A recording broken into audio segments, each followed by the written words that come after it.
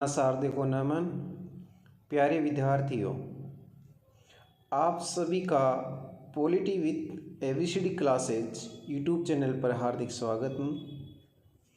जैसा कि हम लगातार एनसीईआरटी की जो आपकी पाठ्य पुस्तक है कक्षा 12 उसको कर रहे हैं और उसमें लगभग हमने 6 पार्ट कंप्लीट कर लिए हैं और 6 पार्ट मैंने प्लेलिस्ट में डाल दिया है। एक पार्ट हो रहा है, समकालीन विश्व की राजनीति कंप्लीट हो जाएगी। अब साथ में ही हम YouTube पर आप लोगों के लिए पहले अध्याय का कुछ टेस्ट के रूप में लाया है, जिन्हें आपके सामने बिल्कुल लाइव हल करवाया जाएगा।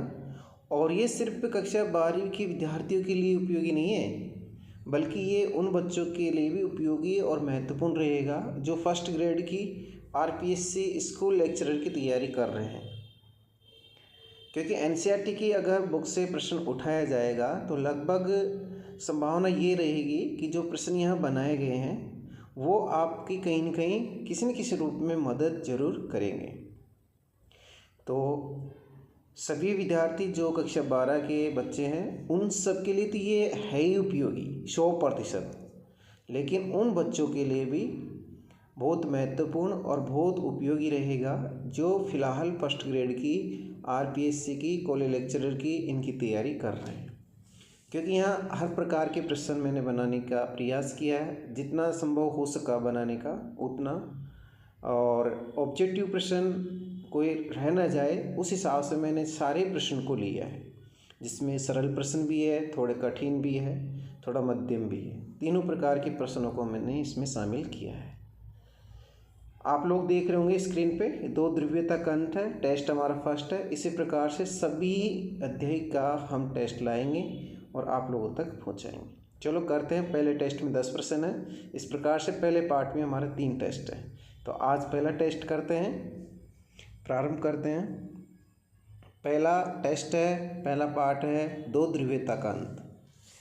और पहला प्रश्न है आप लोगों के सामने, शीत युद्ध का सबसे बड़ा प्रतीक थी। आपके सामने ऑप्शन है चीन की दीवार, रूस की दीवार, बर्लिन की दीवार, जर्मनी की दीवार। तो बच्चों बताओ कौन सा राइट आंसर होगा।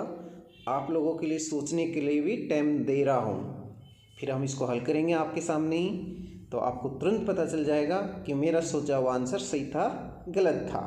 तो दोनों चीज़ हो जाएगी ना, एक तो हमारे द्वारा आत्मसात करना और एक उसका रिजल्ट देखना। तो चलो इसका आंसर देखते हैं। शीत युद्ध का सबसे बड़ा प्रतीक थी बर्लिन की दीवार।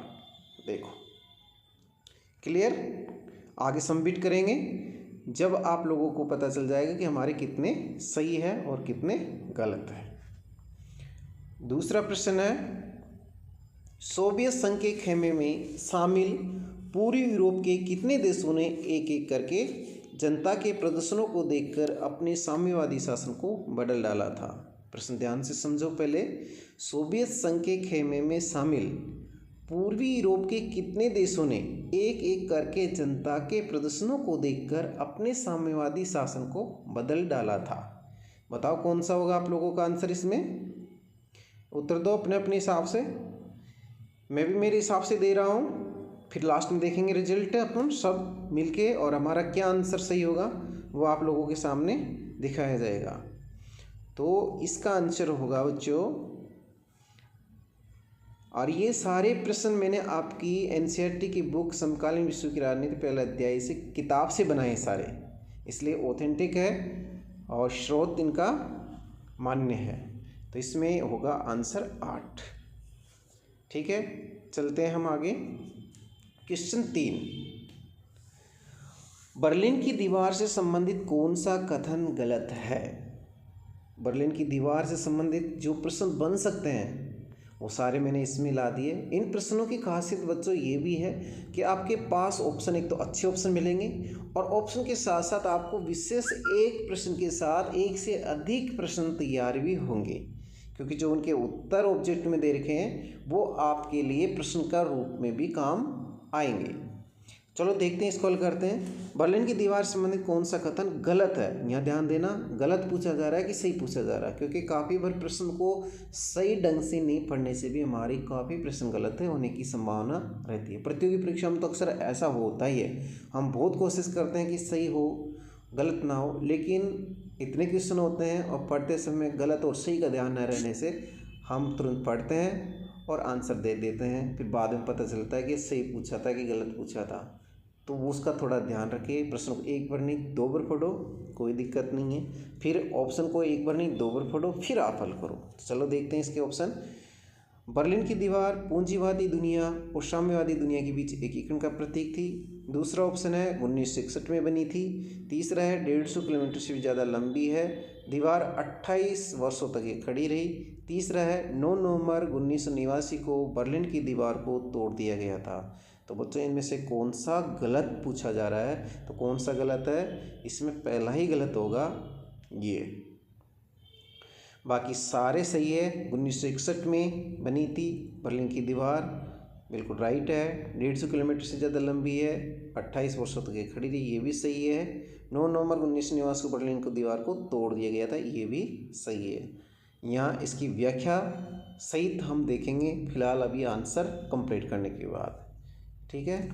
अब चौथा क्वेश्चन, समाजवादी सोवियत गणराज्य किस क्रांति के बाद अस्तित्व में आया? समाजवादी सोवियत गणराज्य किस क्रांति के बाद अस्तित्व में आया? चीनी क्रांति, अमेरिका क्रांति, रूसी क्रांति, अरब बसंत क्रांति। तो इसका उत्तर होगा बच्चों, बताओ सोचो क्या होगा। ठीक है, सोच लिया होगा, तो हम देते हैं आंसर रूसी क्रांति।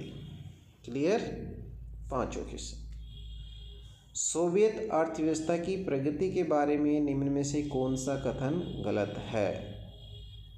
क्या प्रश्न पूछा जा रहा है? सोवियत जो अर्थव्यवस्था की प्रकृति के बारे में निम्न में से कौन सा कथन गलत है? पहला है सोवियत अर्थव्यवस्था में समाजवादी प्रभावी विचारधारा थी। दूसरा है उत्पादन के साधनों पर राज्य का स्वामित्व नियंत्रण होना। तीसरा है अर्थव्यवस्था के हर पहलू का नियोजन और नियंत्रण राज्य करता था। चौथा है जनता को आर्थिक आज़ादी थी। तो हमें क्या ढूंढना है? गलत। कौन सा गलत? सोवियत अर्थव्यवस्था की प्रगति के बारे में निम्न से कौन सा कथन गलत है? तो ये गलत हो जाएगा आपका, जनता को आर्थिक आज़ादी थी।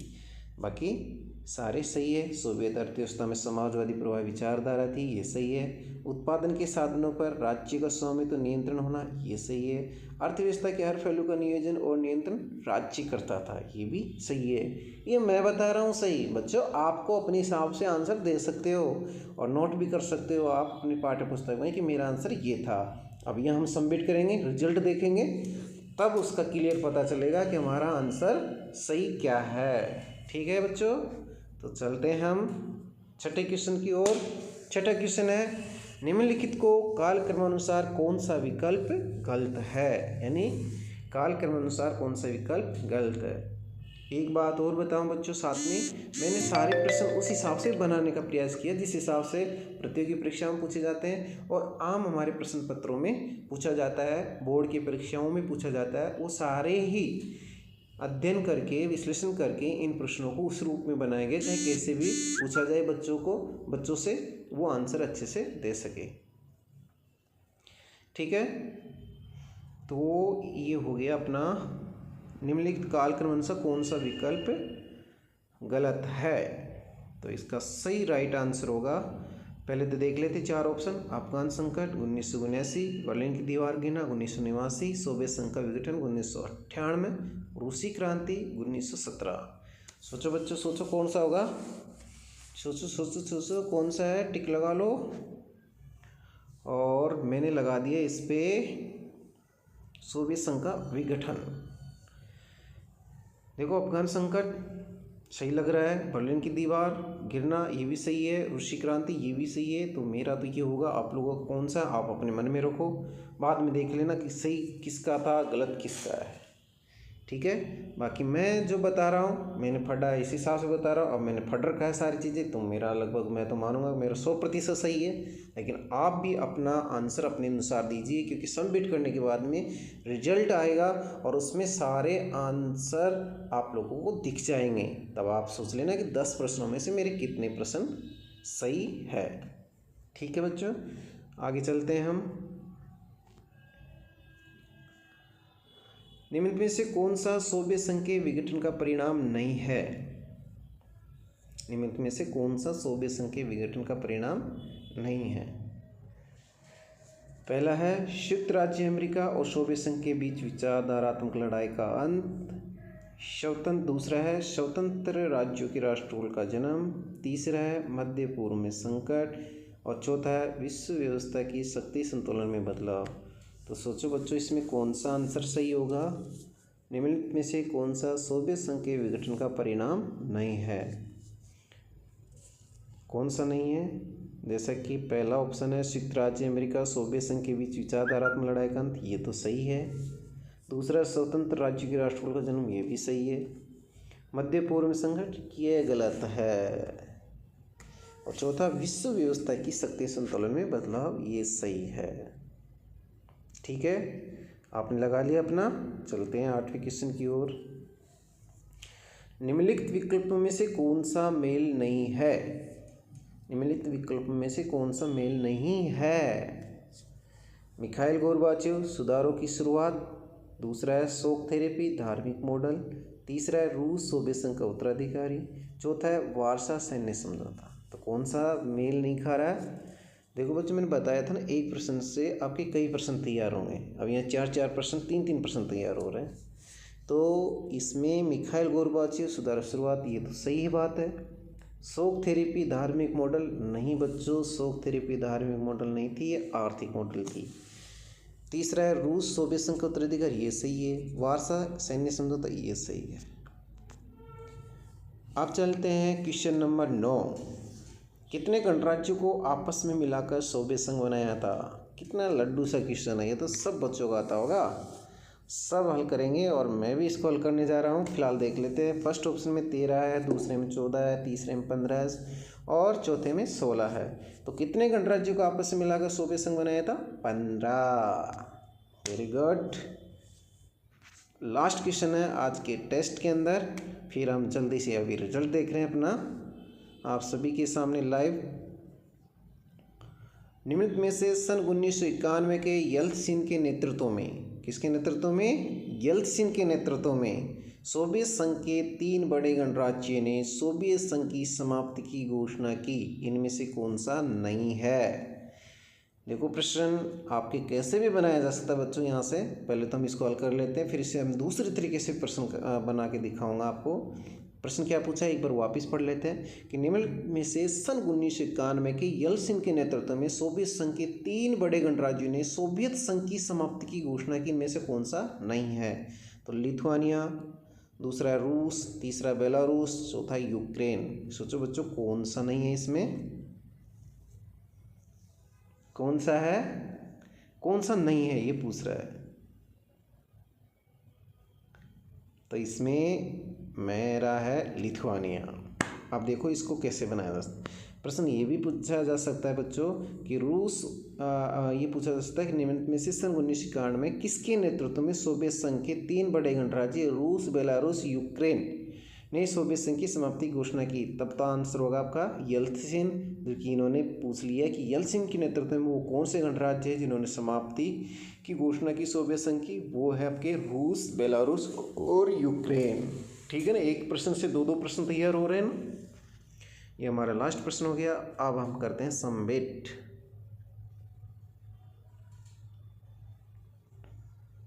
वाह, क्या बात है बच्चों, हमने 10 प्रश्न किए, 10 के 10 हमारे राइट हुए हैं। अब आप लोगों को रिजल्ट दिखा देते हैं। यहाँ रिजल्ट दिखाने से पहले एक बात और बता देता हूँ मैं। जैसे कि बच्चों, ये टेस्ट मैं कर रहा हूँ लाइव आप लोगों के लिए देववाणी ऐप पर। अब ये देववाणी ऐप क्या है? राजस्थान सरकार का एक ऐप है और उस ऐप पर मैं स्वयं पॉलिटिकल साइंस के कंटेंट डालता हूँ 11वीं और 12वीं क्लास के। फ़िलहाल मैं 11वीं क्लास के ही डाल रहा हूँ उसमें। पहले से किसी टीचर के डाले हुए, लेकिन मैंने उसमें फर्स्ट, सेकंड और थर्ड, फोर्थ अध्याय के चैप्टर के कंटेंट डाल दिए। 6 तक के मैंने डाल दिए, वो उनको जोड़ देंगे। और इस ऐप पर कंटेंट जो टेस्ट के रूप में है, फ़िलहाल हमने जो हल किया है ये मेरे द्वारा बनाए गए हैं और मैं ही वहाँ पर कंटेंट डालता हूँ। तो आप सभी विद्यार्थी प्रतियोगी बच्चों से ये नहीं कि मेरा यूट्यूब ही देखो, आप यहीं हल करो।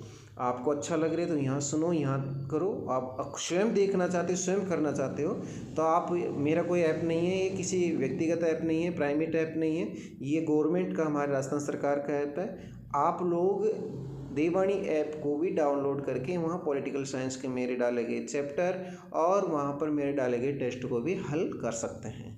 ठीक है, ये सब बच्चों को जानकारी हो सके, सब बच्चे डायरेक्ट फ़ायदा उठा सके, इसलिए मैं इसको यूट्यूब पर डाल रहा हूँ ताकि सब बच्चों को फ़ायदा मिल सके।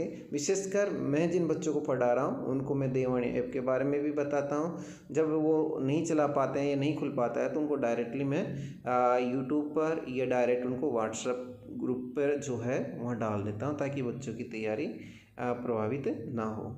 ठीक है, तो हमारा एक भी गलत नहीं है। हमने टोटल 10 क्वेश्चन किया, 10 अटैम्प्ट किया, 10 के 10 राइट है। ठीक है, अब आप लोगों को आंसर दिखा देता हूँ, देख लो बच्चों। पहले क्वेश्चन का आंसर हमारा सही रहा था, आप लोगों के सामने दिखाई दे रहा है। अब आप अपना आंसर देख लो, आपने क्या दिया था। शीत युद्ध का सबसे बड़ा प्रतीक थी बर्लिन की दीवार। अब मैं सिर्फ प्रश्न बोलूँगा और डायरेक्ट उत्तर बोलूँगा। आप लोग अपना जो आपने सोचा था वो कितना सही था कितना गलत है वो स्वयं देख लो। ठीक है, दूसरा क्वेश्चन था हमारा, सोवियत संघ के खेमे में शामिल पूर्वी यूरोप के कितने देशों ने एक एक करके जनता के प्रदर्शनों को देखकर अपने साम्यवादी शासन को बदल डाला था? तो इसका राइट आंसर था 8। तीसरा क्वेश्चन, बर्लिन की दीवार से संबंधित कौन सा कथन गलत है? पहला ही गलत था, क्यों गलत था इसका भी मैंने यहाँ पर उदाहरण सहित दे रखा था, क्योंकि बर्लिन की दीवार पूंजीवादी दुनिया और साम्यवादी दुनिया के बीच विभाजन का प्रतीक थी, न कि एकीकरण का, और इसी वजह से ये प्रश्न गलत हो गया। बाकी सारे ऑप्शन सही है। तीसरा, समाजवादी सोवियत गणराज्य किस क्रांति के बाद अस्तित्व में आया? रूसी क्रांति के बाद में। इसकी भी विस्तृत व्याख्या की गई है मैंने। समाजवादी सोवियत गणराज्य रूस में भी 1917 की समाजवादी क्रांति के बाद अस्तित्व में आया। ठीक है बच्चों, फिर पांचवा क्वेश्चन का राइट आंसर था 4th ऑप्शन, सोवियत अर्थव्यवस्था की प्रगति के बारे में कौन सा कथन गलत है? बाकी सारे कथन सोवियत अर्थव्यवस्था की प्रगति के बारे में ठीक है, ये आपका गलत है। छठा है, कालक्रम अनुसार, इसमें सारे ऑप्शन सही है, सिर्फ सोवियत संघ का विघटन 1998 में न होकर सोवियत संघ का विघटन होता है 1991 में। 7वें प्रश्न में निम्न में कौन सा सोवियत संघ के विघटन का परिणाम नहीं है? सारे परिणाम है, सिर्फ मध्य पूर्व में संकट ये कोई परिणाम नहीं है, बाकी सारे सही है। 8वां है, निम्नलिखित में से कौन सा मेल नहीं है? सारे मेल खा रहे हैं, शोक थेरेपी मेल नहीं है। क्यों नहीं है? क्योंकि शोक थेरेपी आर्थिक मॉडल था, इसलिए आपकी विश्वसनीयता इन प्रश्नों में रहेगी कि प्रश्न कोई गलत है तो क्यों है, उसका भी मैं कारण सहित नीचे लिखा हुआ है, उनकी व्याख्या की हुई है। जहाँ जरूरी लगा, जहाँ व्याख्या की जरूरत नहीं है वहाँ नहीं की हुई है। फिर है 9वां, कितने गणराज्यों को आपस में मिलाकर सोवियत संघ बनाया था? ये आप सभी को पता है, 15 है। और लास्ट प्रश्न हमारा है कि निम्नलिखित में से सन 1991 में येल्त्सिन के नेतृत्व में सोवियत संघ के 3 बड़े गणराज्यों ने सोवियत संघ की समाप्ति की घोषणा की, इनमें से कौन सा नहीं है? लिथुआनिया नहीं है, ये याद नहीं रखना हमने, तो ये याद रखना है रूस, बेलारूस, यूक्रेन ये थे। ठीक है, इस तरीके से आपके प्रश्न कंप्लीट हो गए हैं। आज का टेस्ट इतना ही, कल दूसरा टेस्ट लाएंगे। इस तरीके से कोशिश की जाएगी आप लोगों के लिए हर रोज़ एक टेस्ट डाला जाए।